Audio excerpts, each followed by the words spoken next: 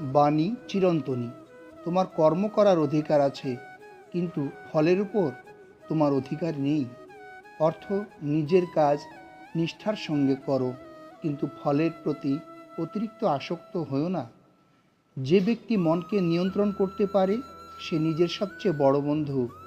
অর্থ, আত্মনিয়ন্ত্রণই মানুষের প্রকৃত শক্তি।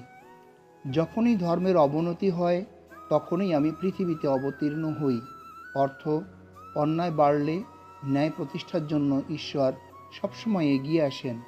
শান্তি আসে তখনই যখন মানুষ নিজের ইচ্ছা ও কামনাকে নিয়ন্ত্রণ করতে শেখে। অর্থ, অন্তরের শান্তির জন্য লোভ লালসা ত্যাগ করা জরুরি। যে ব্যক্তি সর্বত্র সমতা দেখতে পারে সেই প্রকৃত জ্ঞানী। অর্থ, সকলকে সমানভাবে দেখা এবং ভালোবাসাই প্রকৃত জ্ঞান।